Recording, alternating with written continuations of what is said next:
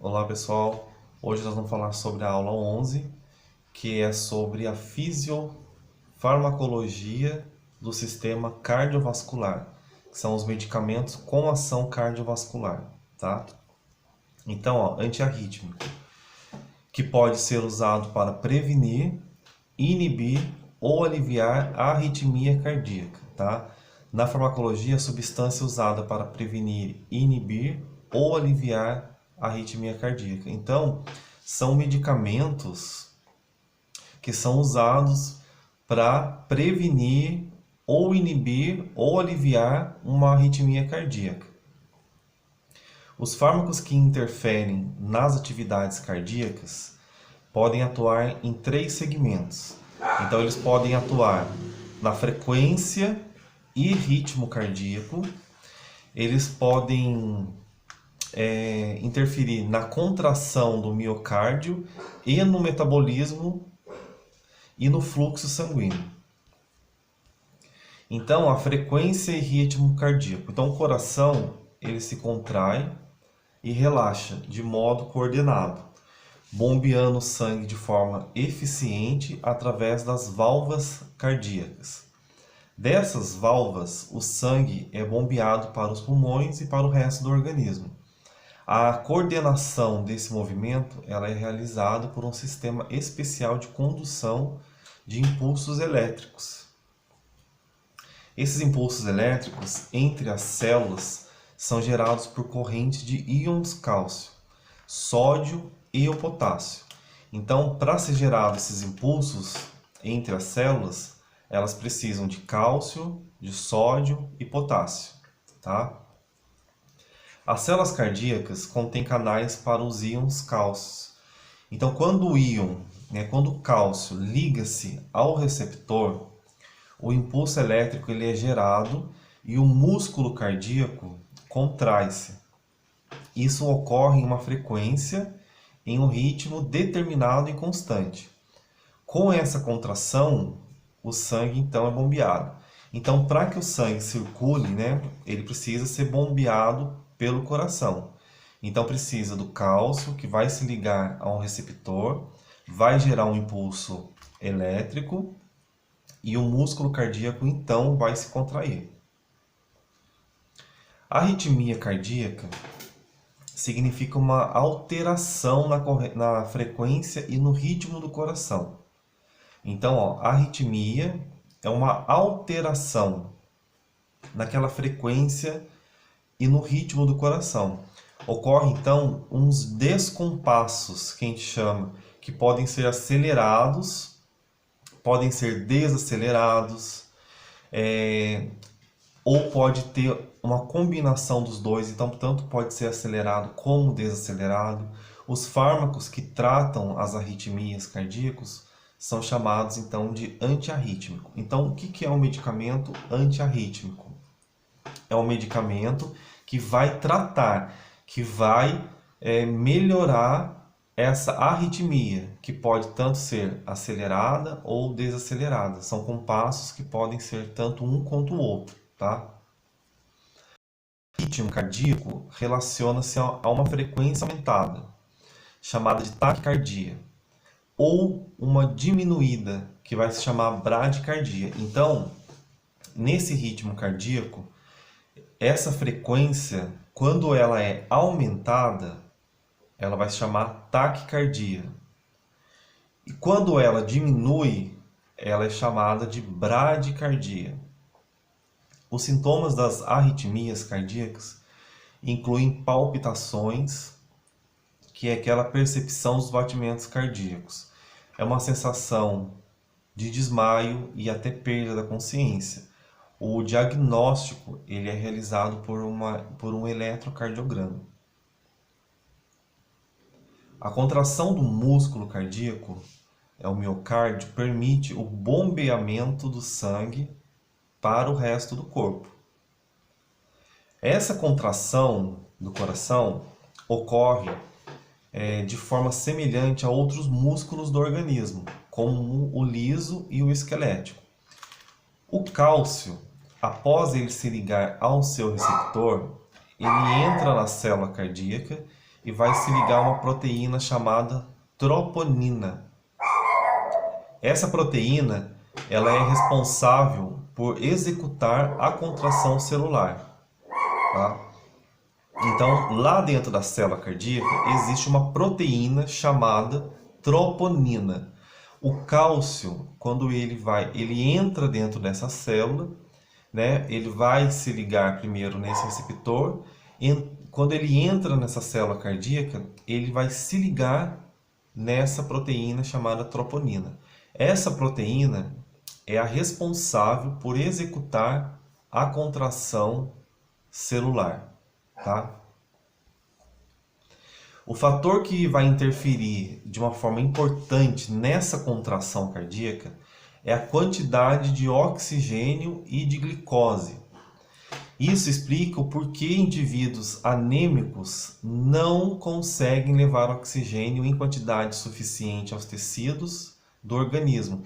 Então eles vão apresentar cansaço e insuficiência cardíaca. Então isso é a importância, né, do oxigênio, tá? Então a anemia, ela é um fator muito preocupante, né, em relação a isso. Então as pessoas anêmicas, os indivíduos anêmicos, eles vão apresentar mesmo esse cansaço e essa insuficiência cardíaca, porque não consegue levar oxigênio suficiente, né, lá nos seus tecidos, tá? Dessa forma, a insuficiência cardíaca é a incapacidade do coração de se contrair de forma eficiente e dessa forma bombear eficientemente o coração. Então, para que tenha um processo adequado, né, eficiente, para que o coração bombeie esse sangue, para que esse sangue circule adequadamente no organismo, existe, né, no caso, essa insuficiência cardíaca, que é essa incapacidade. Então, para que quando o indivíduo ele não tem essa eficiência, né, da circulação, do bombeamento, a gente chama de insuficiência cardíaca, que é quando o coração não é capaz de contrair o suficiente para bombear o coração, o sangue na circulação. O não bombeamento de todo o sangue para o organismo é insuficiente para suprir toda a necessidade circulatória do organismo. Em consequência desse bombeamento ineficiente, surgem problemas como edema dos membros inferiores e o edema pulmonar. Então,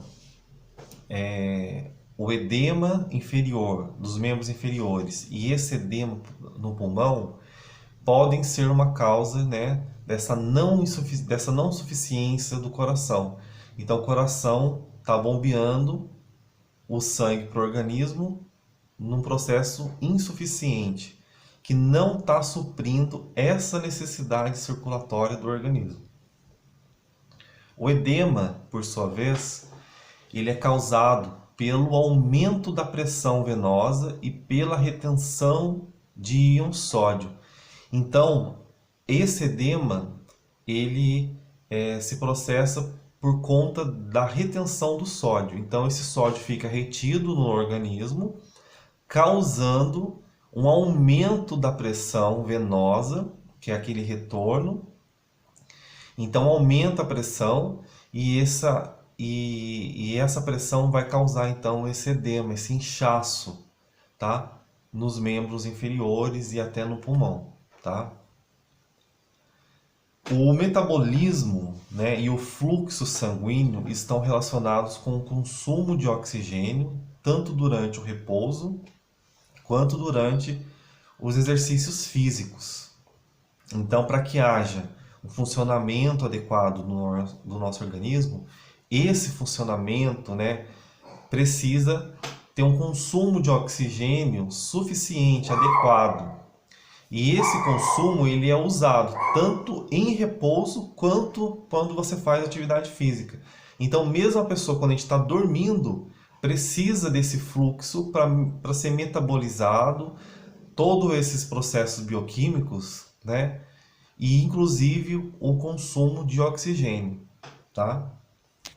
Quando o fluxo sanguíneo é menor, pouco oxigênio é levado então às células e lá nos tecidos. Então isso vai acarretar uma isquemia, que é a baixa concentração de oxigênio para as células, o que pode gerar depois uma dor torácica.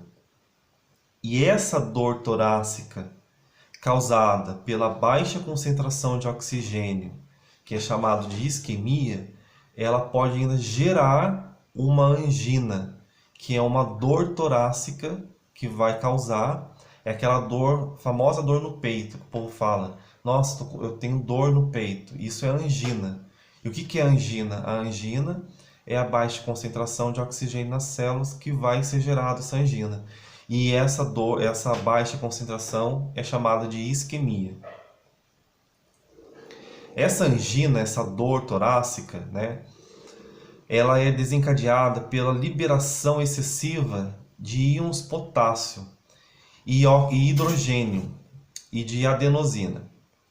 Então, seus sintomas são dores, então, no tórax, gera uma dor também prolongada no braço, se prolonga no braço, no pescoço e desencadeadas também por esforço físico, tá?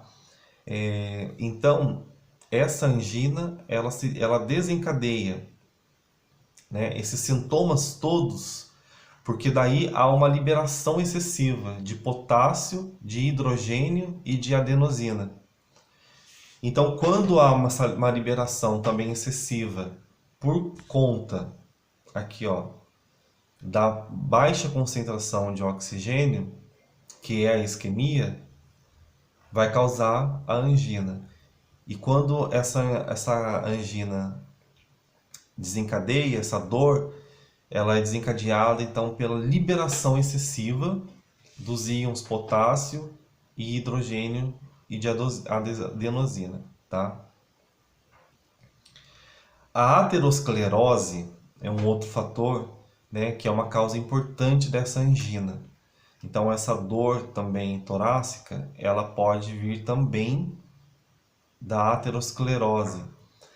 Ela vai se caracterizar pelo depósito, né, um acúmulo de ateroma. Ateroma é gordura, tá? Gordura ou lipídio, que vai ser um depósito, vai se depositar, se acumular ali nos vasos sanguíneos.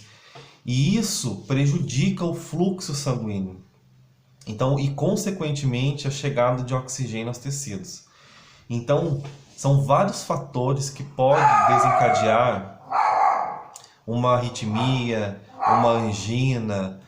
Muitos fatores estão envolvidos. Um desses fatores que podem causar, no caso, a dor torácica, é esse acúmulo de gordura no vaso sanguíneo, que vai se acumulando ali e vai diminuindo o fluxo. Então ele vai como se fosse um entupimento nos vasos. E esse entupimento, né, é causado pela ateroma, que é a gordura, e que vai prejudicar então a chegada de oxigênio nos tecidos. A aterosclerose é consequência, inclusive, do alto consumo de alimentos gordurosos e dos enlatados também. Então, além da angina e aterosclerose, podem levar ao infarto no miocárdio, tá? Então, olha quanta coisa, né, acontece com o consumo também de alimentos gordurosos. Por isso que a gente tem que também evitar um pouco essa gordura, né? E dos enlatados também, porque daí isso pode ser um fator de aterosclerose. Já o infarto do miocárdio, né, por sua vez, ele é desencadeado não só pela deposição de placas de ateroma, dessas gorduras na parede dos vasos sanguíneos, mas também pela presença de trombos obstruindo veias e artérias. Esses trombos, né, eles podem ser causados também por sangue, tá? Então também podem obstruir também coágulos, tá, de sangue. Então isso também pode obstruir também as veias e as artérias, tá? Então, pessoal, aqui foi uma introdução sobre a fisiofarmacologia do sistema cardiovascular. Então, agora nós vamos entrar com os medicamentos de ação cardio. Essa aula é mais para explicar os fatores que vão causar essas doenças.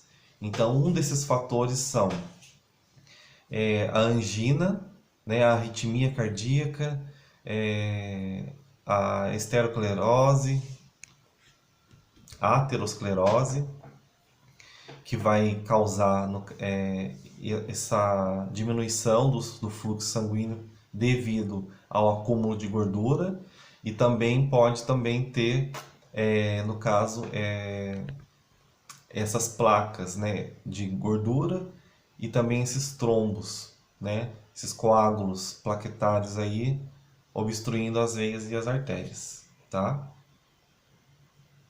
Então, pessoal, hoje agora essa aula fica finalizada com essa fisiopatologia, fisiofarmacologia, e agora a gente vai entrar com a parte das medicações, tá bom? Até mais, um abraço.